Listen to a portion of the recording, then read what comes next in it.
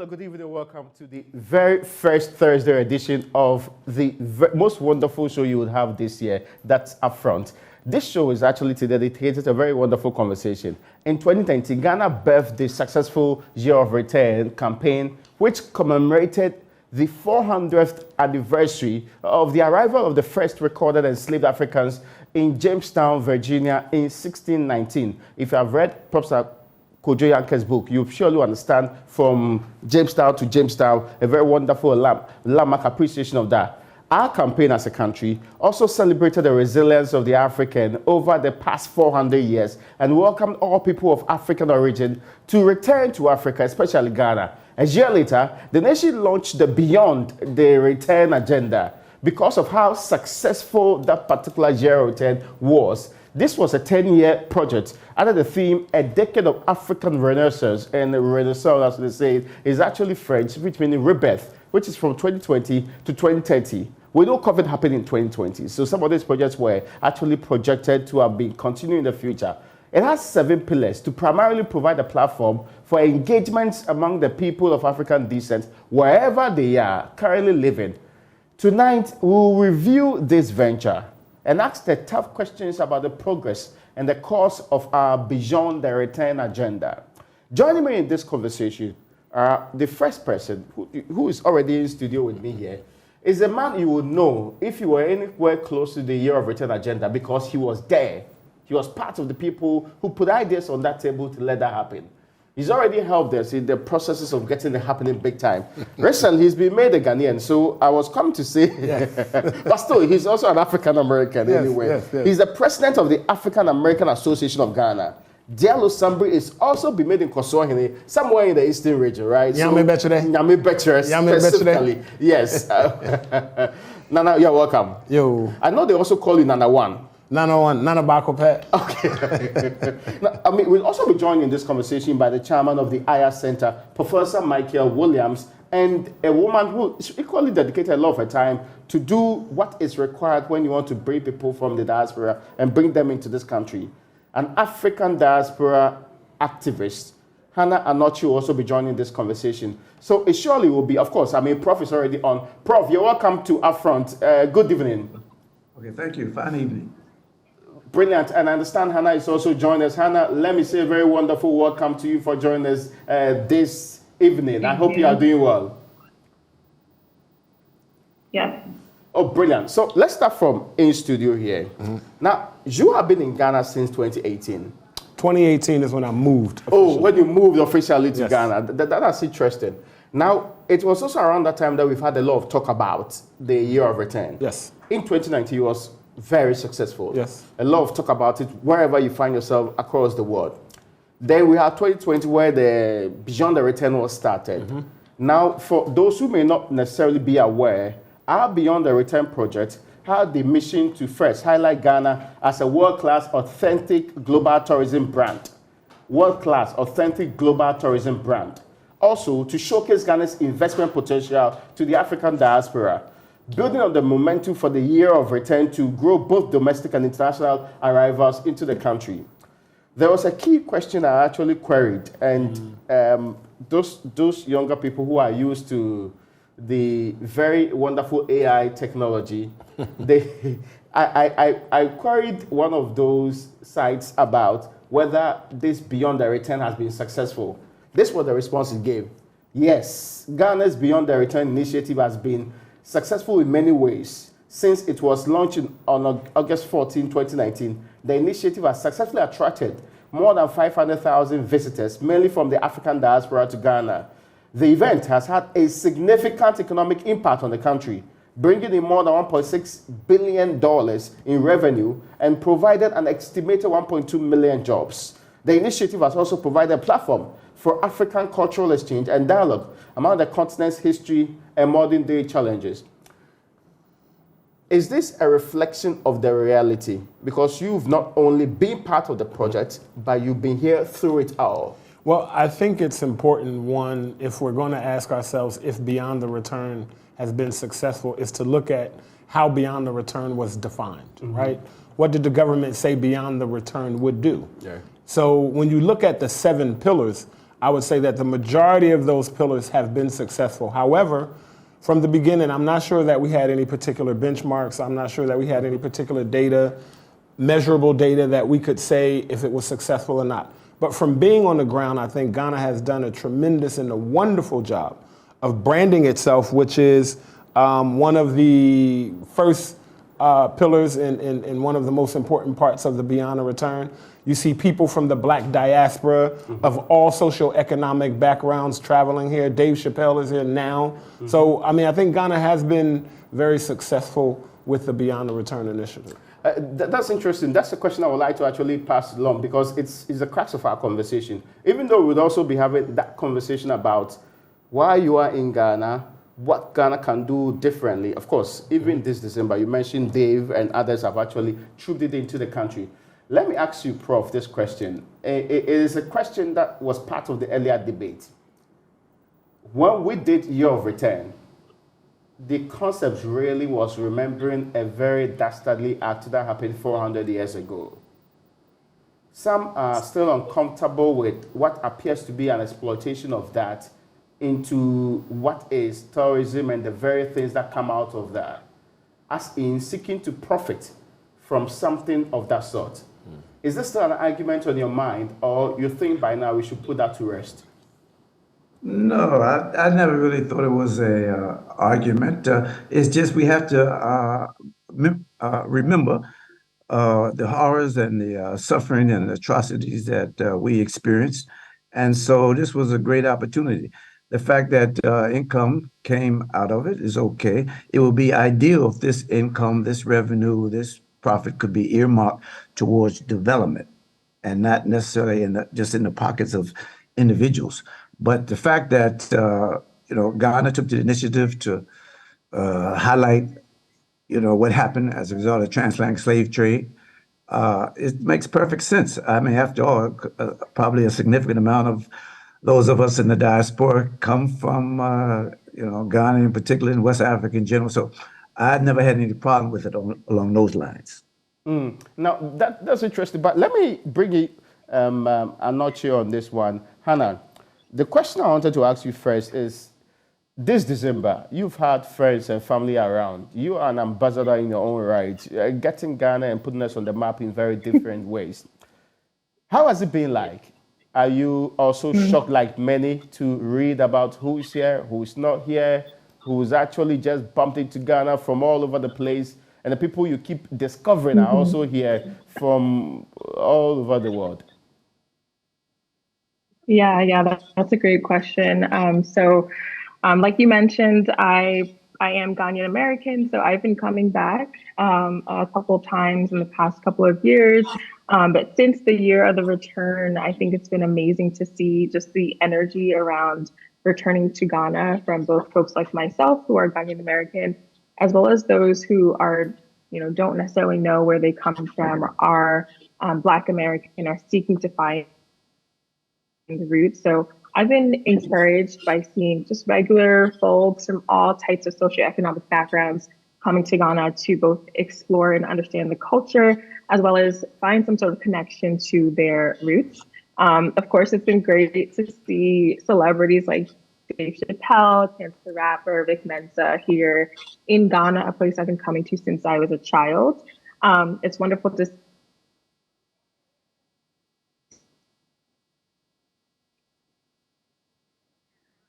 Oh, so I think you have a technological problem with that there. So I should be hearing more from Hannah in the course of this conversation when that is fixed. But coming back in studio, there's this question, and that goes back to your 2018 that you came into this country. What attracted you to Ghana? What really made you feel that this is, because there are other African countries in all fairness. Yes. And even though we say we are the gateway to Africa, others say they are the destination when you get into the gateway. But what made you choose Ghana in the first place? For me, what made me choose Ghana was something very special for my life. I came to Ghana seeking what I'd like to call spiritual discipline. And I met a Ghanaian man in the U.S. in Washington, D.C., and he helped me, I would say, how to hear and see beyond my own physical capacity. So traveling back and forth to Ghana with him, and what he really did for me is just gave me love.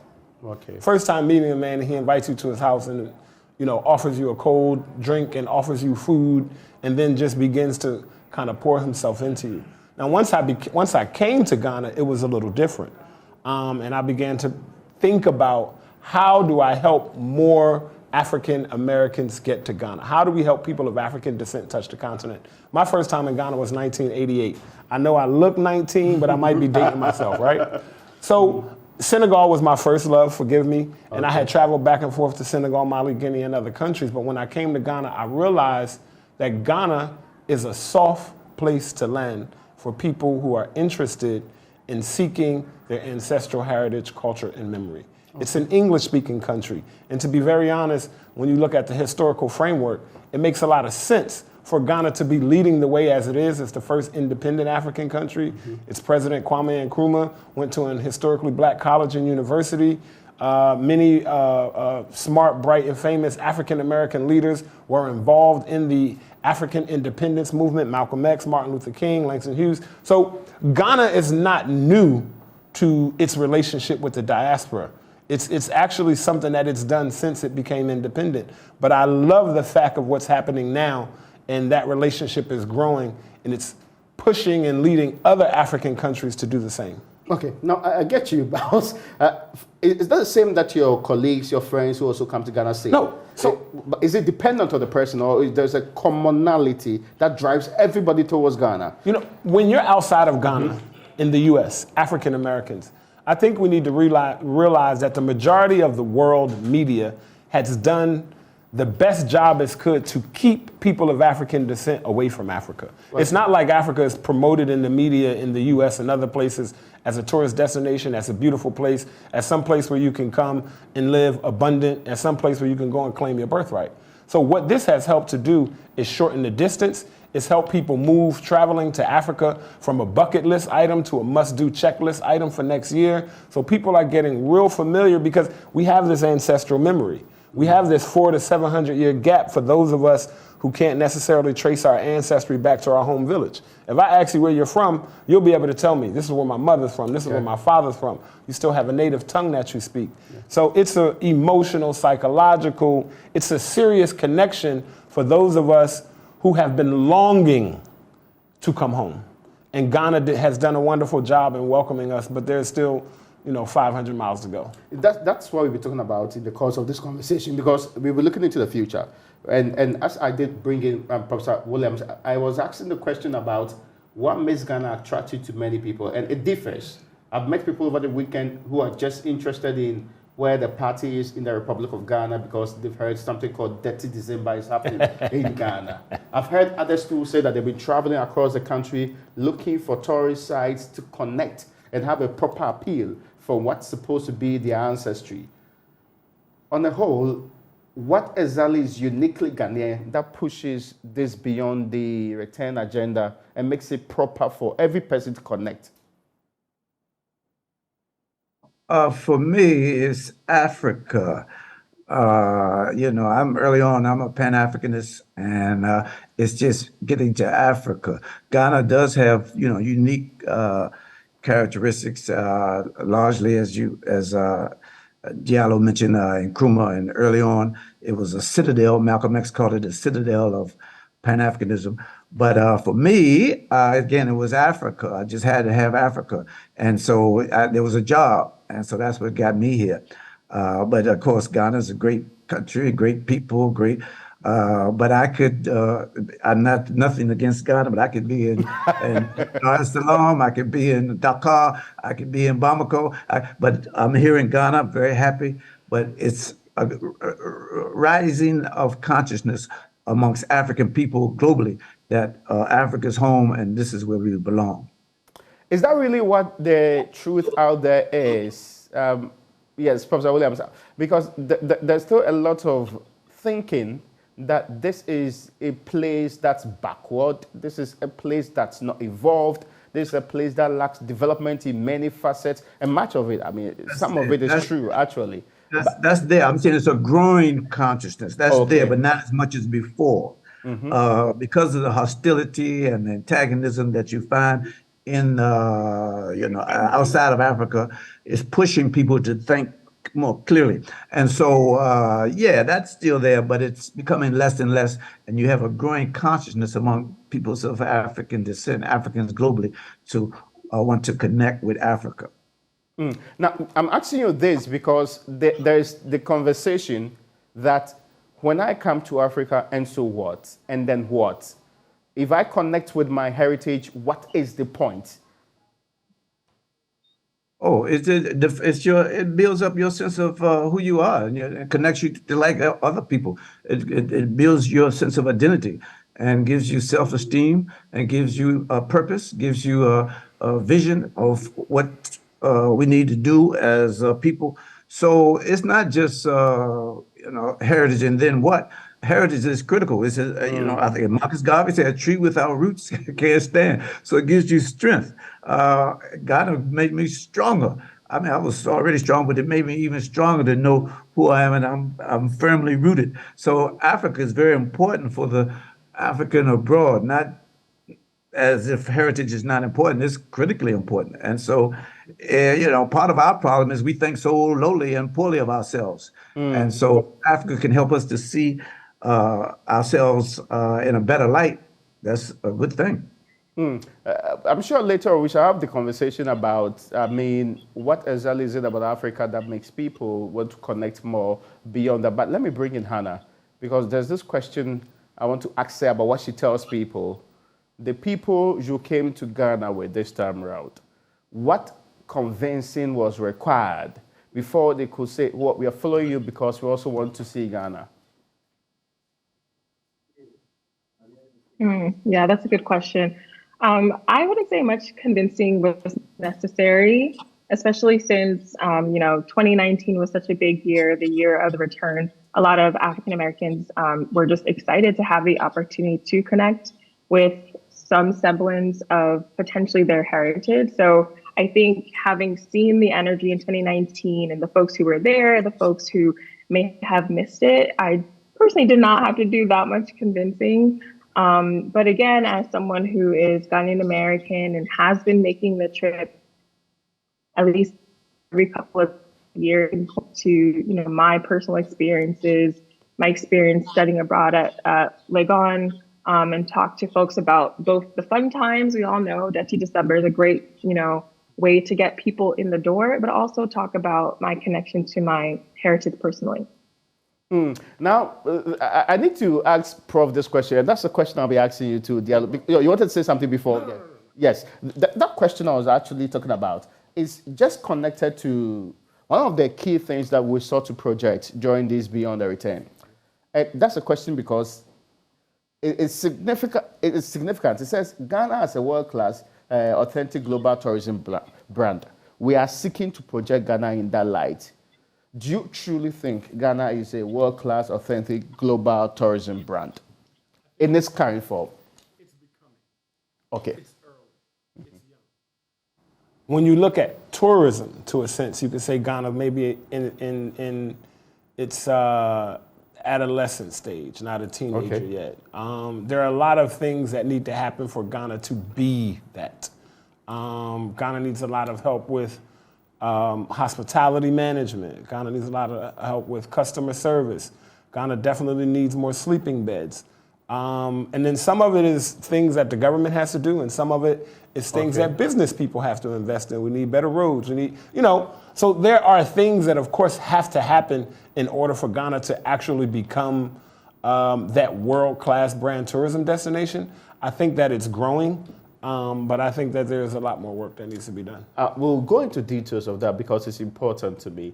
I was just interested in that because to be able to take advantage of what we are seeking to project properly, we should be able to assess our defects and fill in the gap. Yes. So you mentioned specifically tourism management, customer service.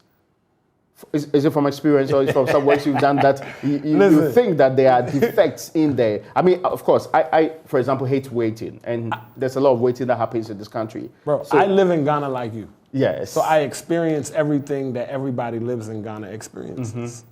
Some of it is education. Mm-hmm. Some of it is businesses have to invest in their employees, right? There are people who come here and spend a lot of money to come here. And you don't want to wait an hour or 30 to 45 minutes for a cup of tea, right? Yeah. Or you don't want to make a reservation, right? And then show up and then your reservation's been given away. Or you don't want to pay for an Airbnb or pay for a hotel and then you get here and then you find out that, oh, there was somebody who had cash. Like there are things that happen that need to be corrected, right? And there's a lot more room for correction. Nobody's perfect, no country's perfect. It's just a matter of what the country can do and decides to do to deal with it. You live here. Yeah. So it's like, what is Ghana doing for the people who live here who want better service, right? Because if it's better for the people who live here, then it'll definitely be better for our guests that come in. And I say our because I'm a citizen now. Yes. I'm a Ghanaian now. No, I get your point. I mean, let me bring in Prof on this one. The making Ghana a world-class, authentic global tourism brand, as we are seeking to highlight, is this too much of a vision that we really like too big a chunk, or what we could not really chew and we take it upon ourselves? Or within our structures as a country as we find today, the examples are there. We just have not harnessed it the way we're supposed to harness it. Latter case, poor management. Maybe because we have other sources of revenue, we don't take it as seriously. You know, there are countries in the Caribbean that can't afford to mess up tourism because that's their sole source of revenue. Okay. We treat it as if it's not so. And so in addition to what my brother has said, just a tourist infrastructure, you know, roads. Some of the roads to the main tourist sectors are not good. And then some of the actual tourist sites. You go there, I was in the Kwame Nkrumah Mausoleum about a year or so ago, and I wanted to cry. I mean, I think it's shut down now, but I mean, it's the man of the African of the century. And I mean, it was just in horrible condition. And the bathroom, so I don't even want to discuss it, but it could be upgraded. You know, nowadays, I mean, there's all these videos of Nkrumah, for example. So it can be very interactive. You go in there, push a button, and there's Nkrumah giving a speech on this, that, and the other. So, yeah, it's we don't treat it. It's not managed well. I don't think it's managed by people who really kind of understand it. So that's the problem for me. I mean, of course, we are still at the beginning stages of all of this. It's a 10-year project. That's the beyond the return. The first 3 years, and of course, COVID took some part of that period too. But is it that you expect us to upgrade facilities as early as possible, or we could just do a lot more with training of the people? Hannah? It's both. Yeah, both, yeah, Prof. No. I still want to. I didn't know that you are still on. I thought I lost you in the process, so I was directing the question. But if you're on, I would like to hear you answer it first. Well, you didn't hear the last part I said. Oh, sorry. Well, I think it's both. It's a question of resources and management and priority and being able to coordinate everything well. Yeah. Hannah, what exactly can make Ghana the tourism attraction that we want it to be? Yeah, that's a great question. You mentioned facilities as well as people management. I think it's quite hard to prioritize one or the other because, you know, people have very different expectations coming from either America or France or wherever they had come from across the diaspora. If I were to prioritize, it would probably be facilities, just because, you know, that's sort of safety, that's comfort, and people tend to, talk about those things. And if people have negative experiences first time around, they're likely to talk about it. And, that would taint not only their experience, but also, folks that they may have encouraged to come in the future. In terms of interacting with people, I think, when you go to the Caribbean as well, you experience maybe not the caliber of customer service that you would expect in the States. And to a degree, there's certain things that, Ghana is not going to get, quote unquote, perfect. And certain things that, are part of just our culture and the way we do things that we don't necessarily need to emulate the way things are done in America. But I think facilities for sure, we probably want to get moving sooner than later.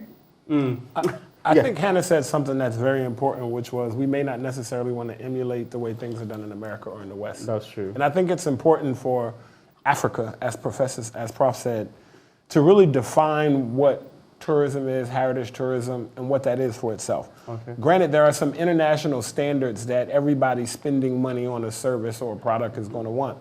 But I do think it's important for African people to begin to define for themselves exactly what that is and how that is, right? So for example, certain places you go to, you want the food to cook well, right? Mm-hmm. Me, I'm a Asanka and Topoli guy. Yeah. Please don't use a blender to blend my garlic, my ginger, my pepper, my onion. Okay. Take your time, Asanka and Topoli, and grind it out. So I'll wait. Okay. Right? So, and that's a part of the culture. Mm-hmm. So there are some things here that I think may not necessarily be able to be microwaved to be like the West. Right? So there are some things we definitely need to keep African, that we keep on our own, but then there are other things that we do need to change. Let me pick out of what you said. You talked about redefining what strategic strength will be when it comes to culture and also the tourism part. Mm-hmm. Do you think we have done that? Do you think it is so clear that when you are looking to go to Ghana, this is specifically what you are looking out for? I think people are still finding their magic, right? Mm. We still got to get more people out of Accra. You know, how many of the people who come here travel to Nselezu? How many of the people who come here travel to in the Western region? How many people travel to Nyamebechere? How many people travel to Ada? How many people travel to Volta region and other parts of the country, Brongafo, North, Tamale? Like, how many people actually are experiencing Ghana? And I think it's important that we really separate Accra and Ghana. So I always tell people who come here, remember, Accra is not Ghana. Ghana is not Accra. You can enjoy this in the city, but then you need to go outside to kind of experience what it's like to be in Ghana, the country, not necessarily just Accra, the city. But I think that Ghana's on the right track. And I think it's important when you look at the 3 years of the Beyond the Return so far. One of those years we can say is null and void because of the pandemic, how Ghana picked back up. One of the things I was very impressed with Ghana and other African countries, because I was here during the pandemic, is how they handled the pandemic. Yeah. Much better than the dumpster fire that was happening in Europe and the United States. Much better. Even though the world did not give us a chance. Even though the world didn't give us a chance. There will be dead bodies on the streets. The expectation was that we would be very poor at handling that. You see? Yeah. So in its second year after the pandemic, when you look at how Ghana has bounced back, even when you look at international travel rates, I believe it's something less than 5% of people who travel internationally actually come to Africa, right? In the world, regularly. So I think that Ghana and African countries are doing a really good job, and I think we have to be somewhat patient with ourselves to give us an opportunity to actually realize our goals, right? Now, Prof, there is a question about the very concept of tourism and what Ghana should craft and define itself with. Has that been very much clarified? So when you mention Ghana, is there a specific tourism concept that comes to mind? Or is just one of the places you would love to go because you are wonderful people? Well, we probably could better define it, but I don't think there's one particular characteristic about Ghana that should be highlighted. We have history. There's the transatlantic slave trade, of course, but then there's Ghana's independence led by, Sergeant for Dr. Kwame Nkrumah. There's culture. I mean, Ashanti, for example, just one example. It took 100 years before the British could defeat the Ashanti, and so they were able to retain so much of the culture. So you have culture. Of course, there's ecotourism. We got pristine beaches. We got rolling hills, mountains, waterfalls. So we have a number of things that would attract people, and so I'm not certain that the tourist sector has defined it well, but I wouldn't want us to focus on any one particular thing. We kind of have it all, yeah. Have we showcased Ghana's potential well enough? I mean, you just mentioned a couple of them that's also very interesting. And Diallo was talking about people moving beyond Accra to other parts of the country. Have we showcased Ghana's potentials, which is really the second pillar of the Beyond the Return, showcasing our potential? Have we done much of that? No, I think we could do more. We've done some of it. I'm not sure what the budget is to promote and to advertise, but we could do more. But I think it's a part of the reason why people come here is not only because of the attraction, but their displeasure with where they are. Okay. Yeah, the U.S., in particular Europe, the racism, and the atrocities that have been occurring over the, of course, from times immemorial, but even more recently. And so it's easy because people want to come to Africa now. So yeah, we could promote more, but they're going to come, and they're going to come in their numbers. And for me, there's not just the diaspora, who are products of the transatlantic slave trade, but those like our sister here, who either born in Ghana or born to parents in Ghana. They also, I've noticed, are frustrated and want to come back. So the push to come here is so great. So we just need to enhance the pool some. Hannah, how do we do that? I mean, you are very competent in the digital space. Have we done a lot to actually push out Ghana's potential to the rest of the world in ways that makes us very attractive to people? Have we singled out, not even if it's not a particular one, the main elements in terms of investment, in terms of attraction, what we want people to come here and come and see, what we want them to do and do in Ghana, what we think make us stand out that people would actually be interested in? Yeah, I don't necessarily think that, Ghana has done the best job of telling its own story and kind of marketing itself. I think, when people come here, they have a great experience. And so word of mouth is very strong. But when you're thinking about an initiative like this, I do think, really focusing on what your story is and who is telling it is incredibly important. And so I would definitely love to see more, Ghanaians getting the word out, or, just more energy from the Beyond the Return, committee, or whoever's working on it.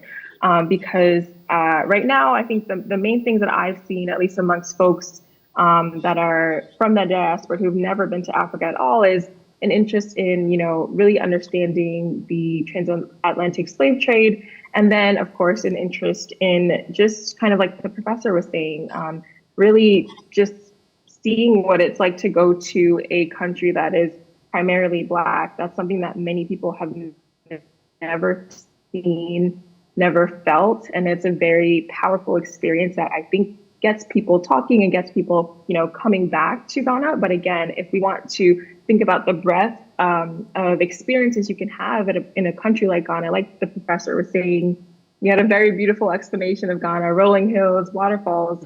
Many people don't know about that because, actual Ghanaians aren't necessarily telling this story to folks across the diaspora. Now, I was asking that question generally, but I want to narrow down to you younger people. Is it the same feeling you have about visiting Ghana? Because I'm sure the priorities of the young may be different from the old. What really is the point? What do you want portrayed to you and your friends so that they'll be so interested in coming to Ghana? Yeah. Yes, Hannah, yeah. Well, I can't necessarily speak for everyone and, all the youth, but as you're showing on the screen, there's a big draw and everyone's seeing all these celebrities and everyone's seeing, all the parties or whatever happening, which, is amazing. And I think it's a great way to kind of get people in the door to celebrate our culture in many different ways. But of course, there's more than that. And I think people are looking for more than that. We just kind of need that direction. And so, kind of like we've been saying, really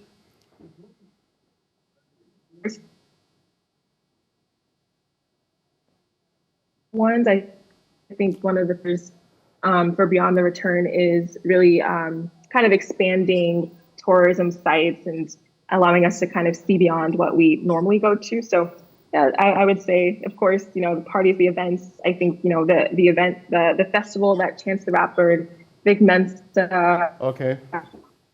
I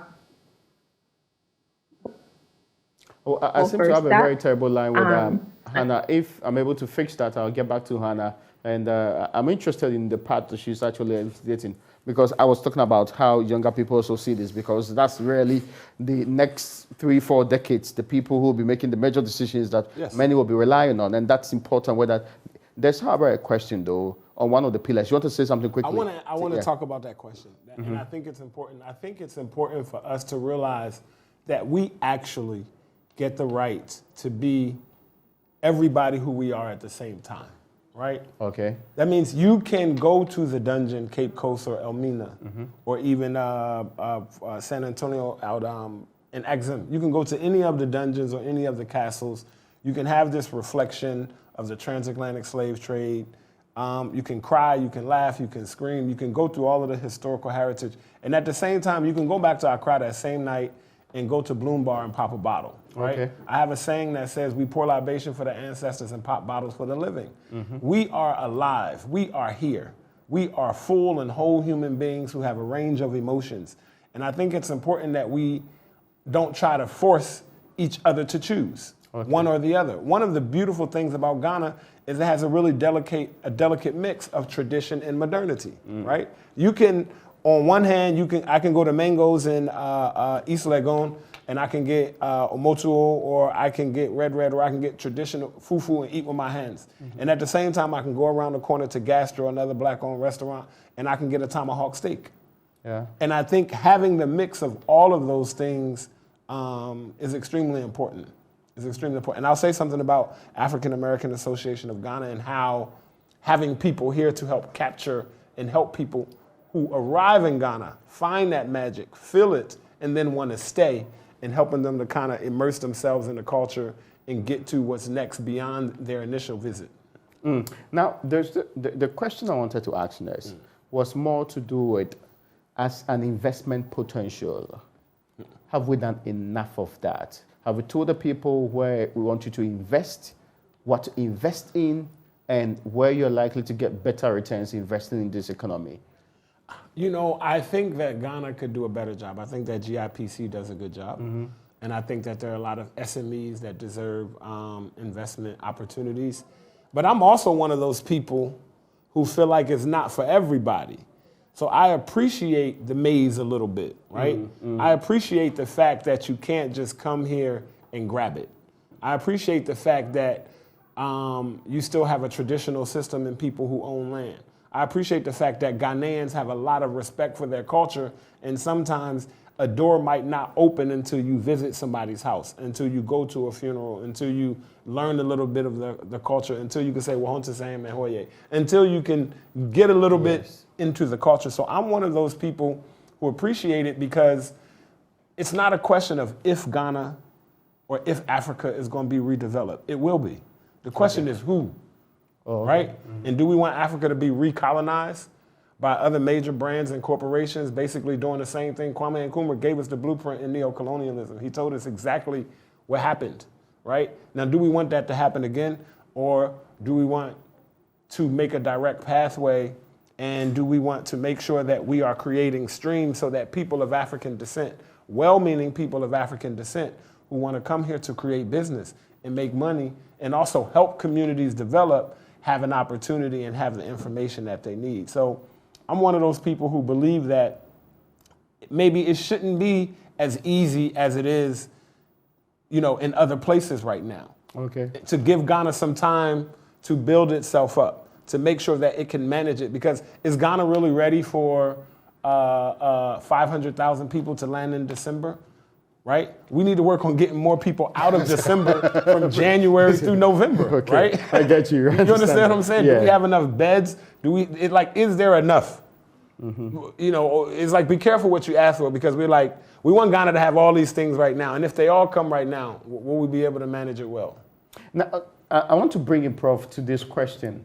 As an investment potential, do you think enough has been done to showcase Ghana, which is really one of the main pillars that we put under our Beyond the Return agenda? Well, I side with our brother a bit. Investment is there. I'm not sure how well it's being promoted, but I'm not convinced that's what's going to attract the people. I think the majority, if you do a study, the majority of Africans from the diaspora who live in Ghana are not investors. And in fact, they're mature people who've retired. And just what they like most is the peace, serenity, friendliness, stability. They lack no violence and hatred and police shoot. I mean, I think is what's attracting people here. more so than the investment. The investment is there. I'm not one to promote, capitalism where you come and invest, make money, get rich. That's there, but that's not what I think is going to attract the people here. We want them to come, not only to come and enjoy Ghana, but contribute to its development. And I think the diasporans can do that, can contribute to its development. But the investment angle, that one, I don't know what the government is doing as far as promoting it, nor do I encourage it. Prof, I want to ask a direct question. Is the philosophy misplaced? Yeah, I think, yeah, that's the point. Yeah, because it's investment. Yeah, the diasporans, there's a minority, I think, who, how can I make some money? But they also enjoy what God offers outside of investment. But if we want diasporans genuinely to come, we should promote all of what it is to be in Ghana. And that's not just investment, but also how can we develop Ghana? How can we unite the continent? That to me is more important than the investment angle. So when I hear that, come and free land, you can make money. That one is a turnoff for me. Oh, I see. Now, the follow-up question is also a pillar which is being touted as one of the main elements of it. We are seeking to foster greater community spirit, and before that, deepen the connection between Ghana and the African and Ghanaian diaspora. Yeah, that's one. That's the one. That's what I think we can do. Because the diasporans that I know that come, I do study abroad, and Okay. study abroad used to be predominantly, white or European, but now more and more diasporan students are coming, and they're not coming as investors. They're just trying to build their sense of identity and to find a place of refuge, emotional, psychological, philosophical, political refuge. And I think that's what we should push more so than the investment. I want to draw your attention to the diasporans who are here. Yeah. Right? The African-American Association of Ghana 31 years ago was started by 5 women who came to Ghana, married Ghanaian men, and wanted to make sure that they could support each other. Yeah. They wanted to make sure that there was an opportunity for them to welcome their friends who came. They wanted to make sure that there was an opportunity for people who moved here, lived here, had experiences, to be able to share those experiences with other people who are moving here. And I am about 5 days into my term as the president of the African-American Association of Ghana. And I would say that that legacy is still alive. So these individuals who've created businesses, who are putting people through school, who build houses. So diasporans are here. I'm also a member of Omega Psi Phi Fraternity Incorporated.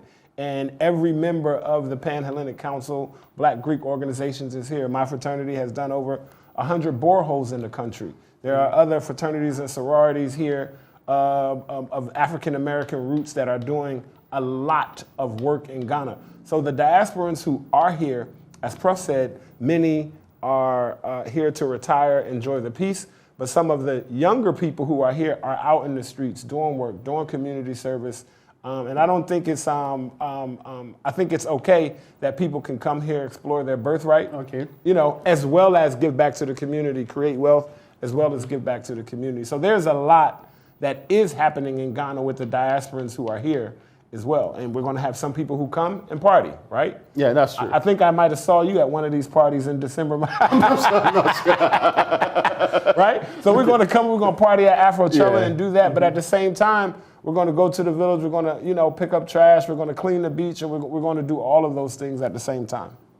Now, why I was asking this question, because there is the thinking among some that you really need to focus on the things that binds people together. So if it's Nkrumah's thinking, the belief right there in the 60s that Africa ought to be united, and when the AU was being formed, the African diaspora was one part of the Africa. So getting people out there to come home and be part of Africa in all of its extent was very important to the agenda. Do you think in the quest to do the Beyond the Return, the Year of Return, we are achieving the ultimate purpose, a united Africa, wherever you happen to be, whichever part you find yourself, you still consider this place home? and that you can still find comfort and happiness coming back to your roots? We're on a path. We have some work to do, but we're on a path. There are some people who come here who feel like the invitation home is because of our wallets. Okay. And there are some people who understand that the invitation to come home is authentic and really welcoming, right? We've been apart for 500 to 700 years. That's a long time for us to be apart. It's going to take some time for Africa's children who never left the continent and Africa's children who were taken away either through the transatlantic slave trade or through voluntary migration later on in life to really come back together to merge, to build ourselves up. You know, we really have to, again, be patient with ourselves, and we have to think generations deep. That's one of the beautiful things about Ghana. People think generations deep. Somebody can come and try to buy land, but people here will not sell their family's land just because you have the money. Not all the time. They want to wait and save it for their children or their grandchildren. So we really have to think generations deep.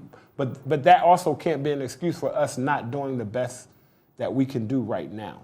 And I think that there is a lot more work to do. And I think it's important for your audience members to actually go and find out what the pillars are. Okay. Experience Ghana, invest in Ghana, diaspora pathways to Ghana, celebrate Ghana, brand Ghana, give back to Ghana, and promote Pan-African heritage and innovation are the 7 pillars. People can go to the Beyond the Return site. They can read the description for what those pillars are. And then Ghanaian citizens and other people here can easily go to the Beyond the Return office, Ghana Tourism, Office of the Diaspora Affairs, and the Office of the President, and ask questions about these pillars. Also make suggestions about things that they can do to help engage these pillars. What you all are doing right now by even having this show is a tremendous benefit to the movement and to the effort by having this conversation on air so more people can actually find out. You know the number of people who are going to Google Beyond the Return tonight who may not have done it before? Okay. So it's a big help and a big assistance for more people to join the conversation. Prof, the question about truly getting Africans all over, and there's a part of the mission that says here, fostering greater community spirit to promote a new national consciousness, which really is Africa, wherever you belong, should be one. In fact, the AU has a theme that suggests the Africa we want, which inputs is part of the most important part. Wherever you happen to be, so far as you are Black heritage or African, and you ought to be part of that bigger family, do you get a sense that that is the overriding principle guiding every single action of this entire concept? Entirely so, but it's a part of it. And what you mentioned earlier about the AU creating the 6th region, I think it's part of it. That was a wonderful thing to do. But there's more needs to be done. And so we're not there yet. One of the things I would like to see, for example, is Haiti. I think it came up with Haiti being given honorary membership somehow of the AU. Haiti's history and experience its experience in contributing to the emancipation of African people has been fantastic, and we should show that respect, I think, to Haiti. So, but we're on the right path, I think, yeah, and it's only going to get better as times move forward. I mean, I'm summing up this conversation. So for 2 minutes each of you, what can be done better going forward? Because next year we're going to continue all of this. Hopefully there isn't any COVID or any other big pandemic that's going to obstruct the process. Hopefully, yeah. And next year we'll continue with this. What can we do differently? What can we promote? What can we stamp on? And which new ideas do you think we should be exploring when it comes to this project? Let me start with you, Hannah. Sure. So I would say one thing that comes to mind is kind of just expanding beyond December. December is easy, low-hanging fruit, obviously, because people have time off, but kind of like, what Diallo was saying, there's only so much infrastructure in December. So we really just need to start thinking outside of the box beyond just December, how can we encourage folks to come to Ghana throughout the year? How can we encourage folks to come back to Ghana? Because if we think about the idea of homecoming, building a home takes time. And so we want people to on the African continent so they can really feel that sense of home and belonging. So that's what I would say. There was a survey that suggested that more than 83% of the young people in this country would like to leave the country. I mean, for you, Hannah, when you meet people like that, what do you tell them? Would like to leave Ghana? Is that what you're saying? Yes. I mean, I think it's important to always expand your horizons. I think it's important to see the world, but if the intention behind that is to leave and never come back, I think that is quite, sad to hear. I think that kind of points to the disconnect between maybe young folks that grew up in Ghana and then the young folks that are coming to Ghana to sort of experience what Africa is. I think there could be some more effort to bridge that gap and have folks really collaborate and work together to rebuild Ghana and further develop the country, and so that folks feel proud of where they are, folks feel like they have a future, and folks feel like they have connections beyond just where they come from. Ghana is in a terrible economic state currently. I mean, that's without gainsaying. The evidence suggests it properly. When we have all of these conversations, does it make it better that the current economic state is not good, or does it take something away from the quest to get more people to return to Ghana, experience the country, especially mindful of its current economic state? Does it water down the purity of the story in any way? I don't think it waters down the purity of the story in any way, but I do think that individuals who are interested in doing more in Ghana than just visiting may pause more than they may have previously, looking at the economic situation in Ghana. Because when you look at the economic situation, and if you and 10 other friends have $500,000 that you want to invest, you may decide to take that money to Rwanda. You may decide to take that money somewhere else based on what Ghana's economic situation is. But I don't think it pauses what's happening with Beyond the Return. Let me bridge that for one of the things that we can do better. One of the things that I think could happen better. Beyond diasporans coming and having access to financial resources in a certain way. I remember listening to His Excellency speak some years ago when he first started talking about Africa Beyond Aid. I think that the idea of Africa Beyond Aid and the idea of the diasporan helping African countries move beyond aid using Ghana as a model needs to be looked at carefully. It needs to be done very well. So people are more than willing to come and invest their money and bring their money and do these things, but then Ghana has to decide, well, what will we give you for this? Beyond the fact that you're coming and connecting with your culture and your heritage and your roots, I know that they're working on the Homeland Return Act. Ghana really needs to step up more and lead the way to say, this is the direct pathway to citizenship for people of African descent. This is what we will do for you when you do for us. And I think if over the next few years, Ghana can really capture that and figure out how to do that well, because right now you'll probably find more horror stories than you will successful stories about people coming here with a bag of money trying to do something and what they left with. And I think if Ghana does and focuses on that with tourism, right, and SMEs, not necessarily the big major corporations, but how can SMEs, how can people who have $10,000 to $50,000 to invest and help businesses here grow? How are we received? What information is available to us? You know, all of those things. So that's what I think that Ghana could do better, and figure out how to use December as a launch pad for January through November. And the last thing I can say for anybody who's interested in moving to Ghana, one of the best things you can do is find my book. All right. One of the best things you can do is find my book. A smart guide. A smart Ghana repatriation guide. It has 106 dynamic QR codes throughout, so we didn't have to write such a voluminous book. I get you. You can dig into it. That's one thing that you can do. I need to wrap up with Prof. Forgive me. Prof, Prof is one of the first people I met. The other thing you can do is join the African American Association of Ghana and become a member. And Okay, that's interesting.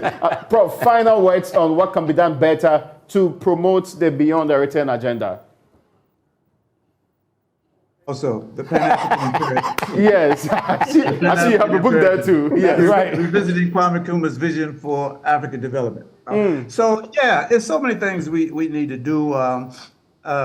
We can kind of think outside the box. Educationally, we have these young people and we have great academic institutions. We need to bring our scholars from abroad here and take our scholars here and send them there and bring students from there and bring them here. Even the healthcare sector, just again, thinking outside the box. We lose, we can't keep our nurses, doctors, and lab technicians. But although they're abroad, they can still contribute to our health sector here virtually. And so even culturally, let's show the cultural bonds between Africans in the diaspora and Africans here. So there's so many things we need to do in addition to investing heavily in the tourist sector, roads, infrastructure, Very well. and the institutions that we have.